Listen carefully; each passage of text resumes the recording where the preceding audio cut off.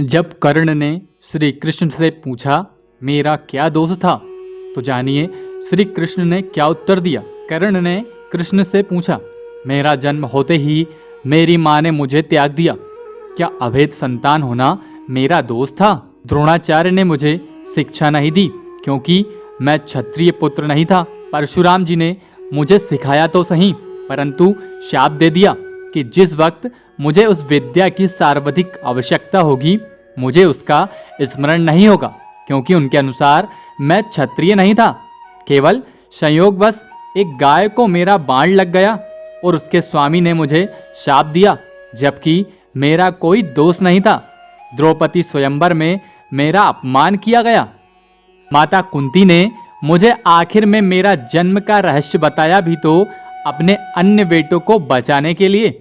जो भी मुझे प्राप्त हुआ दुर्योधन से ही प्राप्त हुआ, तो अगर मैं उसकी तरफ से लड़ूं तो इसमें गलत क्या है?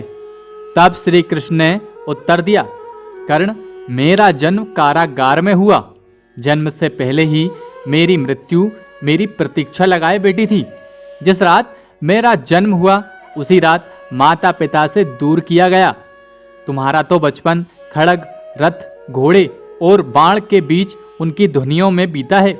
मुझे ग्वाले की गौशाला मिली, गोबर मिला और खड़ा होकर चल भी पाया उससे पहले ही कई प्राणघातक हमले मुझे झेलने पड़े। कोई सेना नहीं, कोई शिक्षा नहीं, लोगों से ताने ही मिले कि उनकी समस्याओं का कारण मैं हूँ। तुम्हारे गुरु जब तुम्हारे शौर्य की तारीफ कर रहे थे उस उम्र में कोई शिक्षा भी नहीं मिली थी। जब मैं 16 वर्ष का हुआ तब कहीं जाकर ऋषि संदीपनी के गुरुकुल में पहुंचा। तुम अपनी पसंद की कन्या से विवाह कर सके। जिस कन्या से मैंने प्रेम किया वो मुझे नहीं मिली और उनसे विवाह करने पड़े जिन्हें मेरी चाहत थी या जिनको मैंने राक्षसों से बचाया था। मेरे पूरे समाज को यमुना के किनारे से हटाकर एक दूर समुद्र के किनारे बसाना पड़ा, उन्हें जरासंध से बचाने के लिए।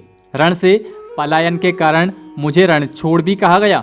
अगर दुर्योधन युद्ध जीतता है तो तुम्हें बहुत श्रेय मिलेगा, परंतु यदि धर्मराज युद्ध जीतेगा तो मुझे क्या मिलेगा?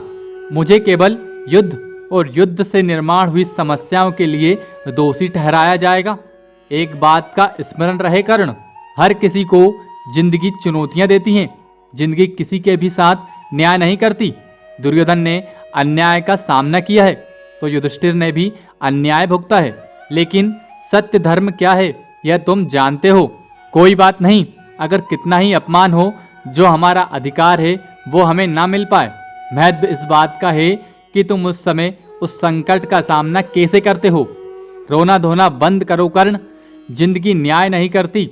इसका मतलब यह नहीं कि तुम्हें अधर्म के पथ पर चलने की अनुमति है। तो इस वीडियो के माध्यम से हमने आपको कृष्ण और कर्ण के संवाद की कुछ बातें बताई। अगर वीडियो अच्छी लगी हो तो चैनल को जरूर सब्सक्राइब करें ताकि ऐसी ही वीडियो सबसे पहले आप तक पहुंच सके।